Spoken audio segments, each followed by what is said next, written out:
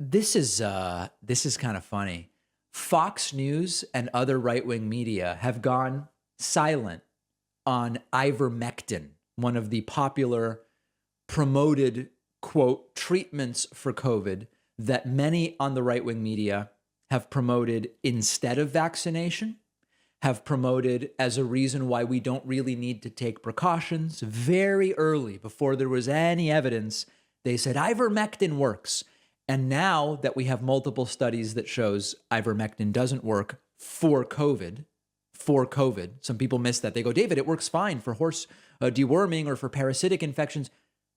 Does it work for COVID? No. Fox News hasn't issued an apology. As far as I know, Rogan and others haven't issued apologies. They just aren't talking about ivermectin anymore. So let's go back a little bit.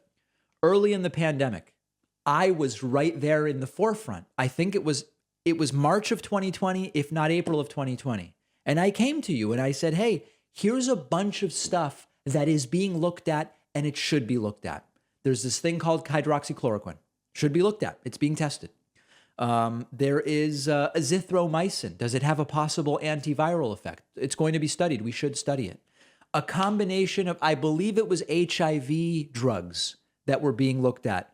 What about taking the Z-Pak with zinc or with vitamin D? And I said to you, there's 8 to 12 different things. We don't know if they work for COVID. They should be studied. They are being studied.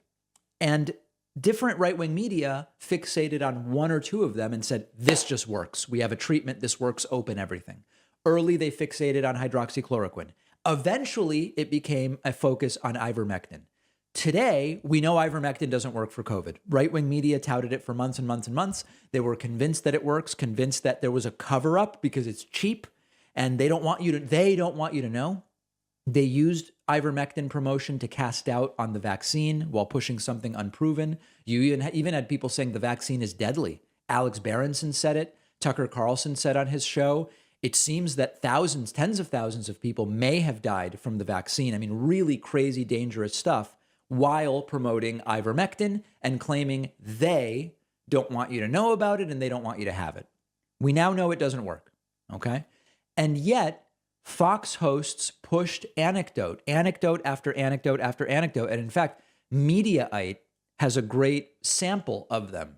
In January of last year, Laura Ingraham said a friend of hers took ivermectin after getting COVID and she got better. Now, what's the problem with that? It's the same problem that exists with a lot of homeopathic treatments, which is a lot of things get better without doing anything. For example, headaches. Wow, I had a terrible headache, and then I ate a papaya with peanut butter, and the next day I felt better. Well, yeah, most people's headaches get better. And it's the same thing with COVID. Most people get better from COVID. I could say, I had COVID, and I decided to burn a bunch of tennis balls, sprinkle cinnamon on it, and breathe the fumes. And within 5 days, I was better of COVID. This is not how we study stuff, particularly when you expect a regression to the mean. You expect that most people are going to get better. Okay, in September, Brian Kilmeade suggested ivermectin could treat COVID, saying sometimes drugs work for different things. Yeah, off-label uses are a thing. There was just no evidence ivermectin worked for COVID. In December, Ben Carson said ivermectin is effective against COVID. There was no such evidence. 2 weeks later, Tucker Carlson interviewed a psychiatrist who said ivermectin could be a lifesaver. Now, my dad's a psychiatrist. He would not go around telling you what works to treat COVID because that's not his area of expertise. There were 300 or so such instances.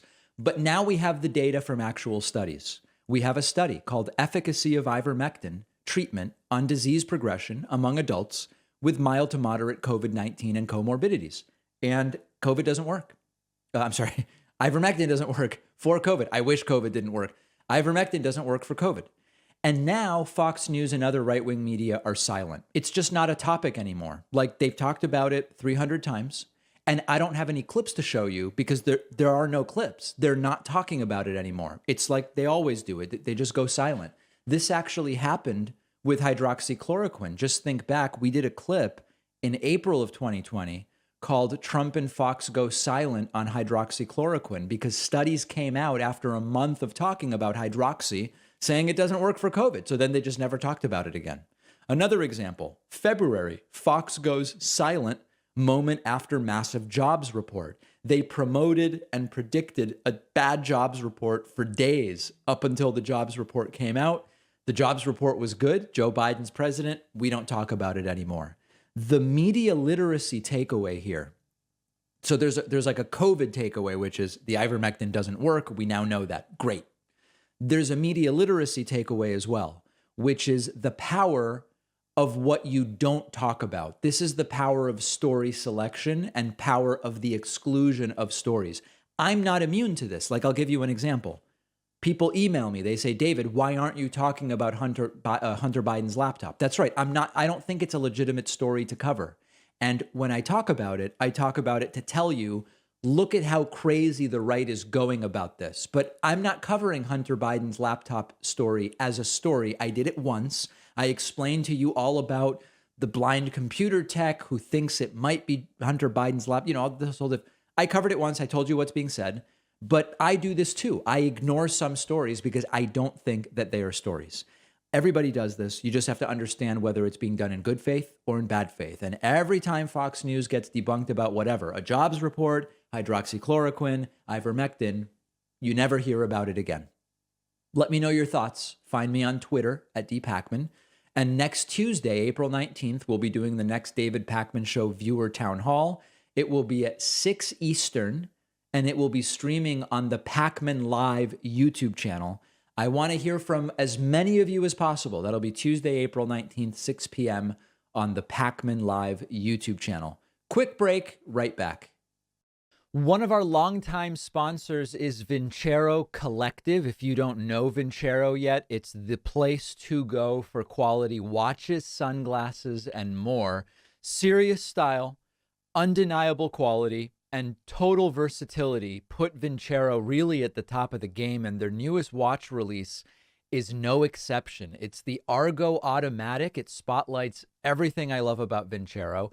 I got the Argo Automatic in frost white. This is a dive watch, which is, of course, a staple in the watch world, but I really think Vincero found a way to make this one stand out. I love the gradient blue accent of the hour markers against the solid white face. I really love all of their watches, and I own a bunch, but the Argo is probably my favorite so far. Vincero sunglasses and jewelry and other accessories are awesome too. An excellent way to elevate any outfit.